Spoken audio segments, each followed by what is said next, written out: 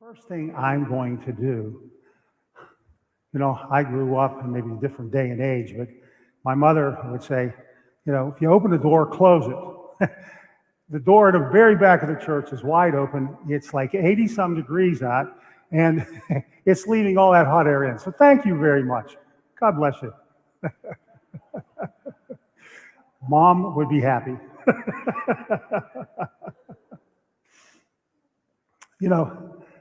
Today we celebrate this feast in honor of St. Bonaventure, and he lived in the scholastic era.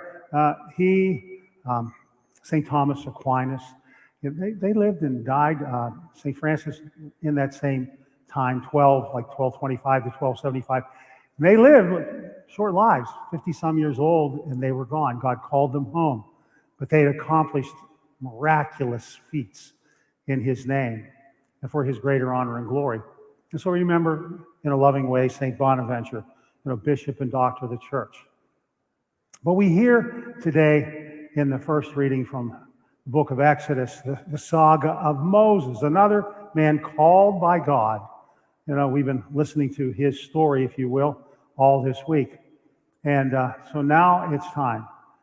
And God says to Moses, go to Pharaoh. Of course, Moses already kind of stood his ground and said, Lord, I'm a fugitive. I'm not going to, I'll get there. Pharaoh's, he's out to get me anyway, so he's going to kill me.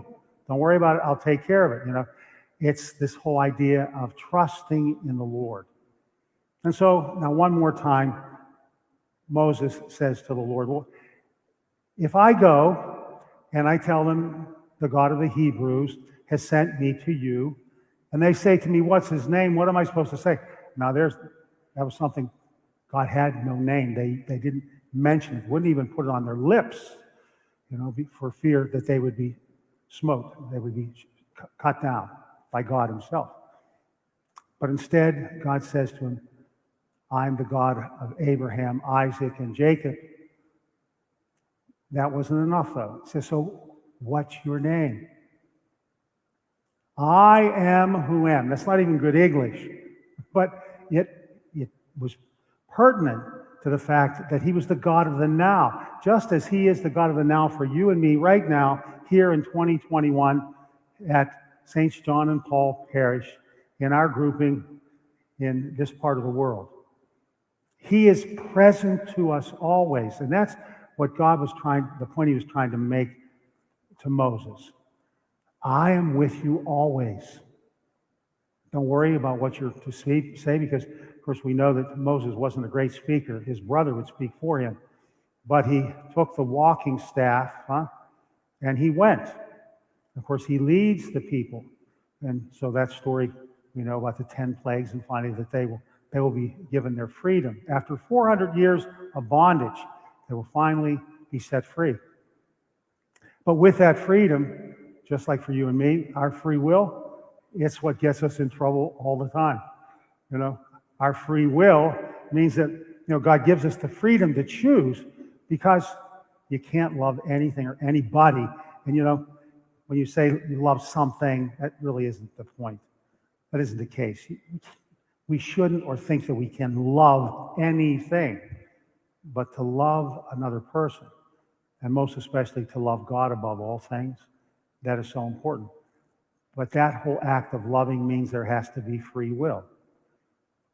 And so Moses would freely have to accept this mission that God gives to him to be their liberator.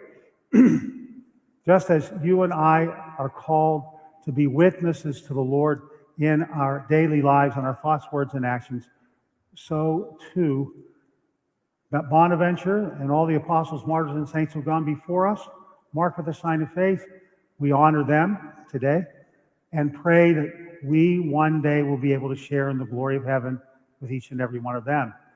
And not only them, but all our loved ones who have gone before us, marked with the sign of faith. Those who gave us our faith, our grandparents and great-grandparents, our parents, aunts and uncles. Maybe it's a husband or a wife that you pray for each and every day who's not with us any longer physically, but is present to us spiritually. And so what God says to Moses he says to you and me, I'm the God of the now. Don't worry about the past. The past is in the past. I've freed you from sin and death. And the future, well, that's not yours to worry about either. Trust in me now, here and now, and walk with me today, and everything else will come to pass.